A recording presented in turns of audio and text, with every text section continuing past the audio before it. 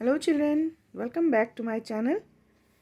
In our previous video, we have started chapter number 12 with the definitions of point, rays, line, segment and line, and of course also the plane. And we have done the exercise based on it, self-practice 12A. Today we will start next topic, that is angles. An angle is a figure formed by two rays meeting at a common end point. Angle एक ऐसी figure है जो दो raise के मिलने से बनती है जो कि एक कॉमन पॉइंट एंड पॉइंट पर मिलती हैं। और जो कॉमन एंड पॉइंट होता है उसको बोलते हैं वर्टेक्स, और जो एंगल की दो रेज होती हैं उनको बोला जाता है आर्म्स ऑफ द एंगल। और एंगल्स को शो करने के लिए सिंबल यूज़ किया जाता है ये, ठीक है। तो ये दो रे की तरह होती हैं, ये वर्टेक्स होता है और ये दोनों होती हैं arms of the angle.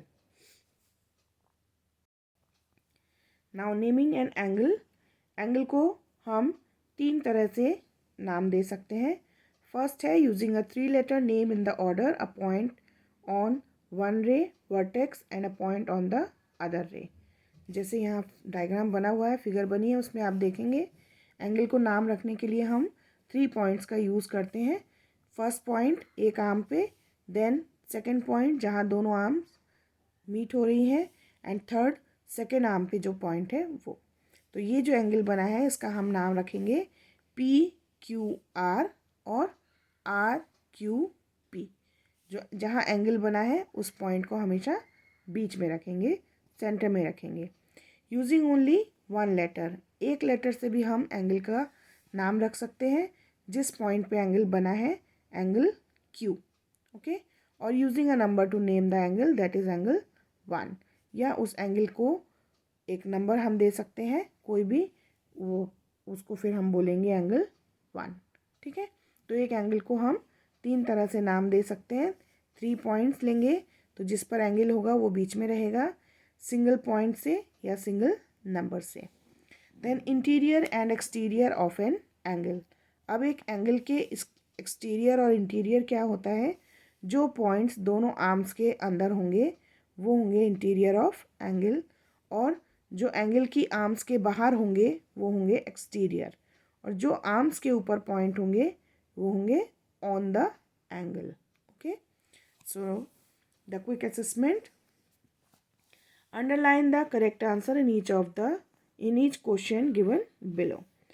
The vertex is, अब जो ये एंगल है इसमें वर्टेक्स कौन सा है, पॉइंट X, पॉइंट Y और पॉइंट Z, जहाँ दोनों रेज मिल रही हैं वो पॉइंट वर्टेक्स है। The angle may be named as, angle का नेम क्या होना चाहिए, XYZ। सो XZY नहीं होगा, XYZ। For the figure given on the right, अब इस फिगर को ध्यान में रख के हमें इन क्वेश्चंस के आंसर देने हैं।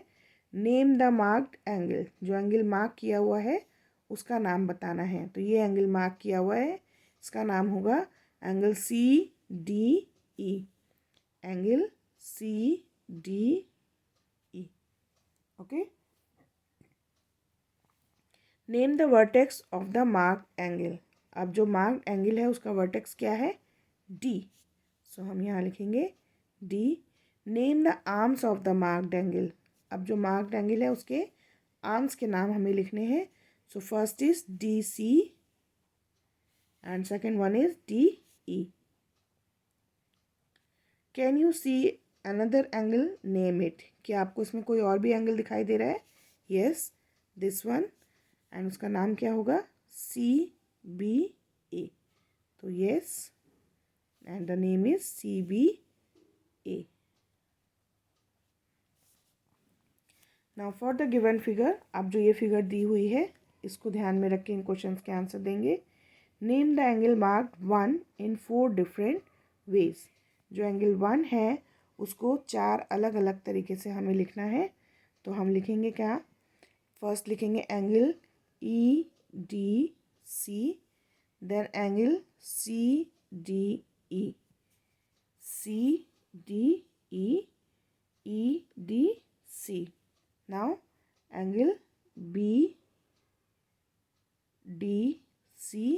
and angle CDB, okay, BDC, CDB, EDC, CDE.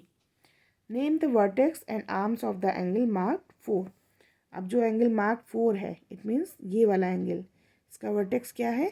B, and arms are AB, BE and BD. AB, BE and BD. Name the angle whose arms are DB and DA. उस angle का नाम बताना है जिसकी arms हैं DB and DA. So DB and DA, तो उस angle का नाम होगा एंगल BDA और एंगल एंगल ABD.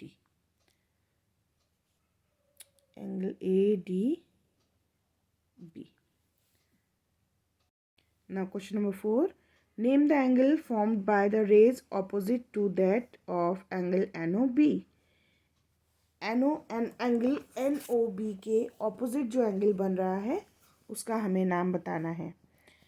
तो एंगल NOB पहले हम देखेंगे कहाँ है. NOB, इसके ऑपोजिट कौन सा एंगल बन रहा है? YOZ. So angle YOZ. Name 3 points in the interior of BOZ. Angle BOZ के अंदर जो इंटीरियर में जो 3 पॉइंट्स हैं उनके नाम हमें बताने हैं. पहले देखते हैं BOZ कहाँ है. BOZ, इसका मतलब ये वाला जो एंगल बन रहा है इसके अंदर जो 3 पॉइंट्स हैं उसके नाम हमें बताने हैं. तो वो हैं G, S and H. G, S and H. Now next topic is measurement of angles. By measure of the angle we mean the amount of rotation or turning. Measurement of angles का मतलब कि जो एक रे हमें दी है वहाँ से दूसरी रे जो है कितना टर्न कर चुकी है. ठीक है, तो उसका जो अमाउंट है, उसका जो मेजरमेंट है उसको बोलते हैं मेजरमेंट ऑफ एंगल्स. अब यहाँ पिक्चर्स देखिए आप थोड़ा. One complete rotation is divided into 360 equal parts. The measure of one part is called as 1 degree or 1 degree. Okay, तो जो ये सर्किल है इसमें अगर हम मेज़र करेंगे तो इक्वल 360 पार्ट्स में हम इसको डिवाइड कर सकते हैं और हर पार्ट की जो मेजरमेंट होगी वो होगी 1 डिग्री. ठीक है. Now look at the following example. The drawing below show angle of 40 degree, 150 degree and 270 degree. 40 degree means ये एक आर्म है और ये सेकेंड आर्म है. इसके बीच में जो मेजरमेंट है वो है 40 डिग्री. ये एक आर्म है, ये दूसरी आर्म है, इनके बीच में जो मेजरमेंट है वो है 150 डिग्री. और जो ये थर्ड एंगल दिया है इसकी एक आर्म ये है और एक आर्म इधर से घूम के टर्न होके यहाँ आ गई है. तो ये जो एंगल बना है इसका मेजरमेंट है 270 degree. Now look at the following clocks. अब जो यहाँ हैंड है 12 और 3, ये हैंड मिलकर बना रहे हैं ये एंगल. ठीक है, ये दोनों हैंड मिलकर बना रहे हैं इस तरह का एंगल और ये दोनों हैंड मिलकर बना रहे हैं इस तरह का एंगल. ठीक है. So a hand of a clock turns from one position to another as it changes its direction. This change of direction or turning can be represented by drawing 2 arrows from one point. The picture alongside shows one complete rotation. हम clock की help से भी देख सकते हैं कि यहाँ दोनों हैंड अगर हैं, सपोज 12 पे दोनों हैंड हैं और फिर ये यहाँ से चलना स्टार्ट करता है और ऐसे ऐसे टर्न करता जाता है.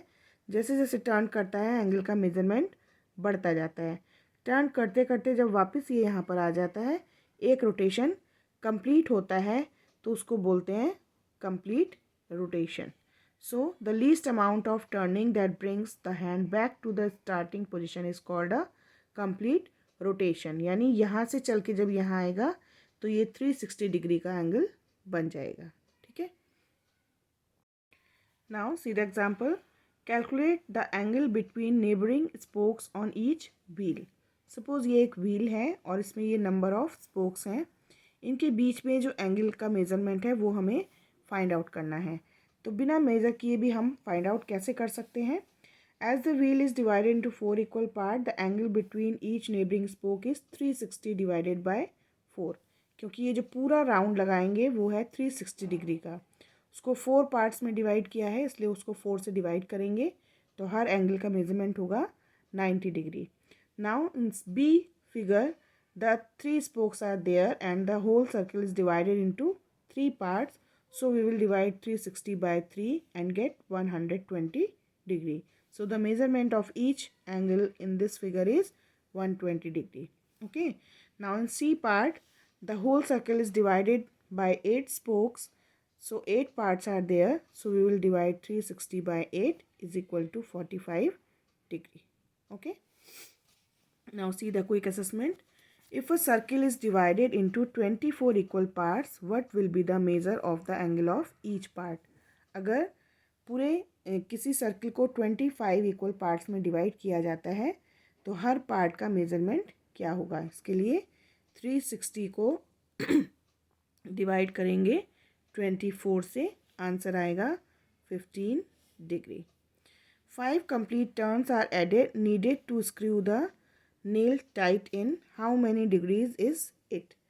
अगर एक स्क्रू को खोलने के लिए 5 पूरे सर्किल लगाते हैं, जैसे जो स्क्रू ड्राइवर होता है उसको हम इस तरह से घुमाते घुमाते घुमाते घुमाते 5 सर्किल कंप्लीट करते हैं तो कितनी डिग्री हुई? उसके लिए 360 degree multiplied by 5 is equal to 1800 degree. Okay, क्योंकि 1 complete turn is equal to 1 complete turn is equal to 360 degree, है ना। एक कंप्लीट टर्न 360 डिग्री का होता है, यहाँ 5 कंप्लीट टर्न्स हैं तो 360 को 5 से मल्टीप्लाई कर देंगे।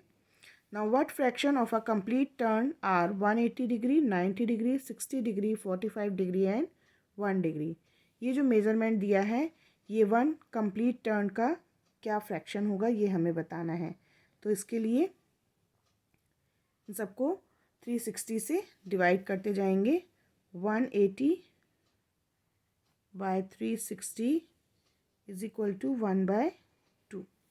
Now 90 by 360 is equal to 1/4। Now 60 divided by 360 is equal to 1/6. Now 45 divided by 360 is equal to 1/8 and 1/360 is 1/360. Now next question. An electric oven control turns clockwise. How many degrees does it turn through from? जो electric oven होते हैं उसमें इस तरह के knob होते हैं, एक साइड ऑफ है, फिर उसके बाद 1 2 3 4 इस तरह से पॉइंट्स दिए होते हैं। तो इसका पॉइंट जैसे जैसे टर्न होगा हमें बताना है कि वो कितने डिग्री का एंगल फॉर्म करेगा। ठीक है, 360 को डिवाइड करेंगे 5 से, 1 2 3 4 5 पॉइंट्स दिए हैं तो 360 को हम डिवाइड कर लेते हैं पहले 5 से, तो आएगा 72 डिग्री। ओके, अब हमें क्या करना है, फाइंड आउट करना है इनके बीच का एंगल। So first is off to 1, off से लेके 1 तक जाने के लिए 360 divided by 5 is equal to 72 degree. Off to off, it means off से चल के ऑफ आने पर कितना डिग्री हो जाएगा, 360 डिग्री। नाउ 3 टू ऑफ, 3 से ऑफ जाने पर 72 degree into 2 is equal to 144 degree.